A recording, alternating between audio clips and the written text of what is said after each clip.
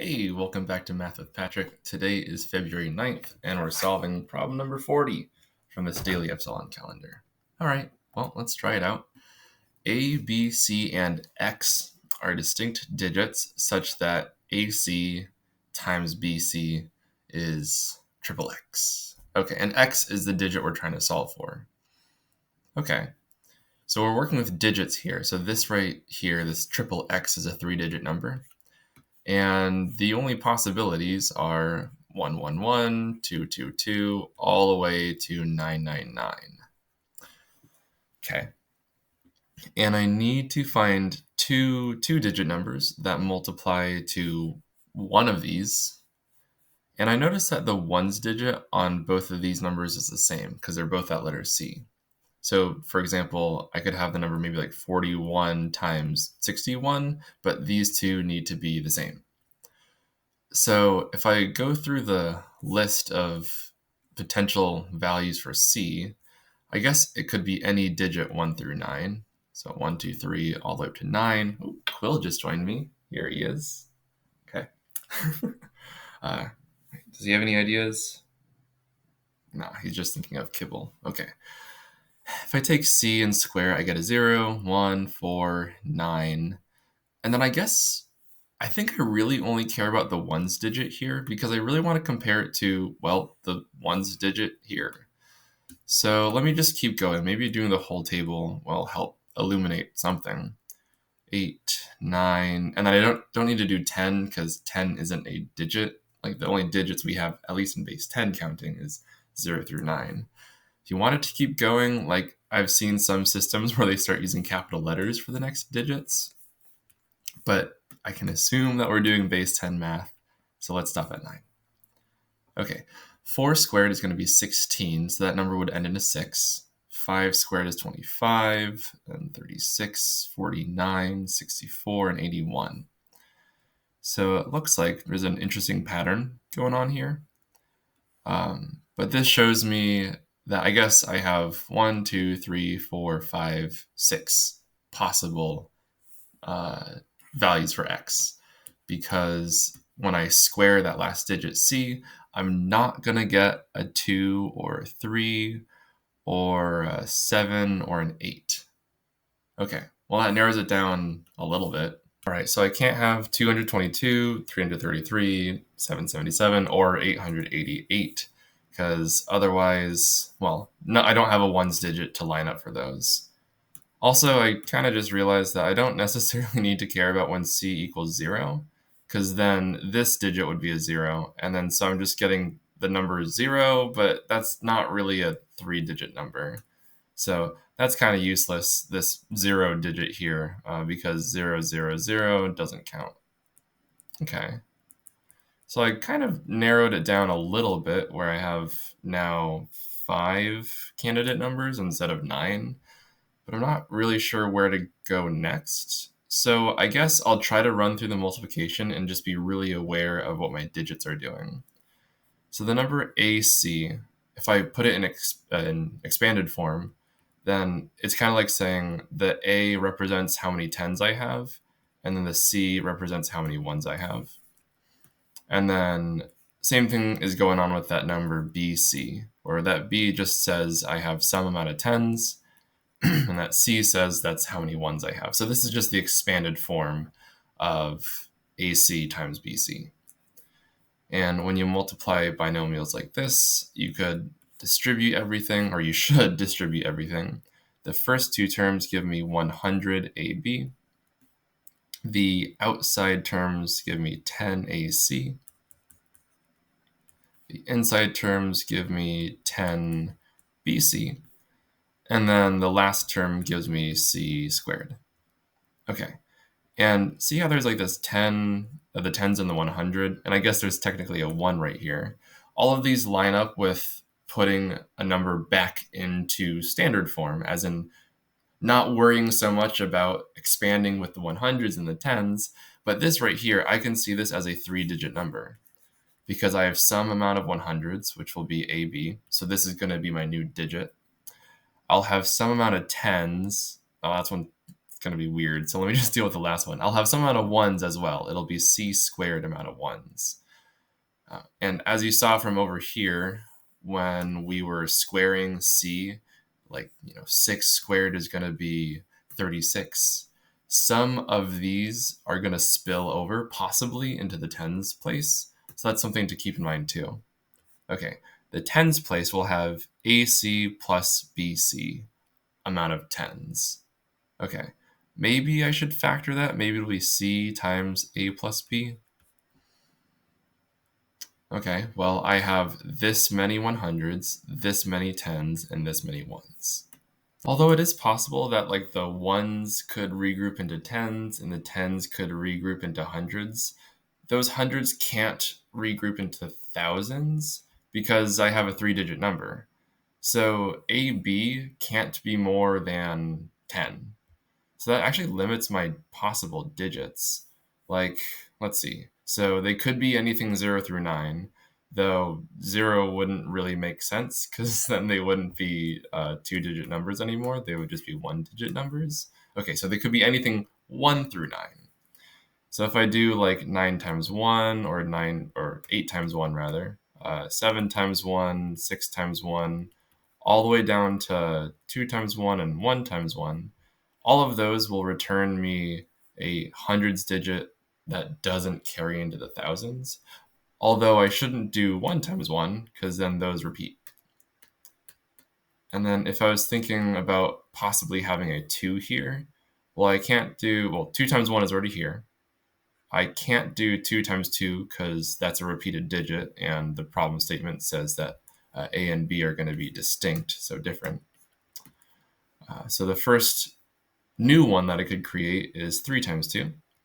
I could also do 4 times 2, but then I can't do 5 times 2 because that's too big. It would carry over into the thousands, and I only have a 3-digit number. And then if I try some 3s, well, there's already a 3 times 1 possible here. 3 times 2. 3 times 3 has a repeated digit, so can't do that. And then 3 times 4 would be too big because that's 12, and that's going to become some amount of thousands. So I can't do anything with digits 3 and higher. Like I've got to have some digit that's either a 1 or a 2 between A or B. Oh, and actually 9 and 1 is also too big. I could prove it with like analyzing the digits, but I think it would just be easier to show that multiplication.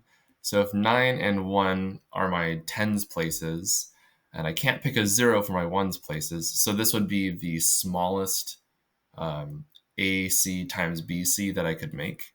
And when I do this multiplication, 1 times 1 is 1, 1 times 9 is 9, placeholder is 0 for this 10, and then 1 times 91 is just a 91. Adding this all up, I get 1001. So just a little bit too big. It's no longer a 3-digit number. So I can't have a 9 and a 1 for A and C, at least just analyzing my hundreds digit. Well, I feel like I've thoroughly analyzed the digits and I can't really see a way forward. So instead, I'll try factoring these 3-digit numbers because, well, it needs to factor into two-digit numbers. So let's just start with that 111. I know it's divisible by 3 because if I add the digits, I get something divisible by 3. And if I just do some long division, I can figure out what the other factor is. So 3 goes into 11 3 times because that's a 9. And then I'll subtract, get a 21. And then I get 37. So 3 times 37 is the same as 111. And I'm pretty sure this one is prime. Like, so you know how like 6 times 6 is 36? If I add a 1, I get 37. And to me, that's enough proof to say that I can't divide it by 2 or 3. I also can't divide it by 5 because it doesn't end in a 0 or a 5. And I've done prime checking in other videos before, and I only need to check up to the square root of this number. So I only need to check up to basically 6. I guess I could check the next prime number just in case. But 7 times 5 gets me to 35, and the next multiple of 7 is going to be 42. So just kind of running through the division, I have found all the prime factors of 111. And this is actually really convenient because then if I go to the next 3-digit number, that'll just be 2 times 111. And so this way, if I find the prime factors, I could find any of the factors. So just studying this 111 and knowing that I found all the prime factors, I could just list all the factors. So 1 in itself work, and then 3 and 37 work. And if I'm going to try to do some 2-digit by 2-digit multiplication, I can't. like I it's a 1-digit by 2-digit. So 111 isn't going to work, and you can see that just kind of by factoring. So if I try it with, well, actually, what's the next one? Did I already rule out 222? Yeah, okay. So the next one is 444. So this one is going to factor into a 4 and a 111. And so my primes are going to be 2, 2, 3, and 37.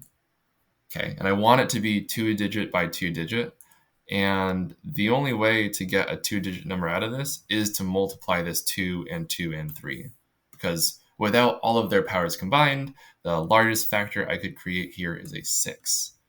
So let's shove them all together. Let's shove them back together. 2 times 2 is 4, times 3 is 12. So I could say 12 times 37 gets me 444.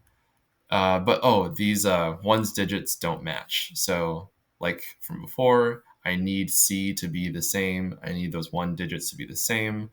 Yes, I can get 2-digit by 2-digit multiplication to get 444, but it doesn't work. Not for this problem.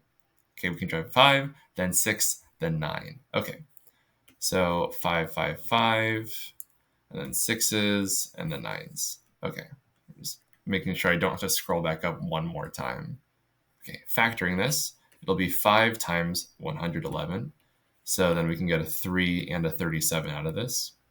Kind of like before, the only 2-digit by 2-digit multiplication I can create is by combining that 5 and that 3. But then these ones digits don't match. So we can try it with the 6s. I'll get 6 times 111. That's 2 times 3 times 3 times 37. And it's falling into the same pattern. Like if I tried to make the biggest number I could with just 2 factors, it's a 9. So I have to grab all of these to make an 18 times a 37 to get 666. The ones digits don't match. I'm glad that that's just the one condition. I guess I didn't really need to study the A's and the B's, but I guess you could tell. See how here I only have 1s and 3s and 1s and 3s.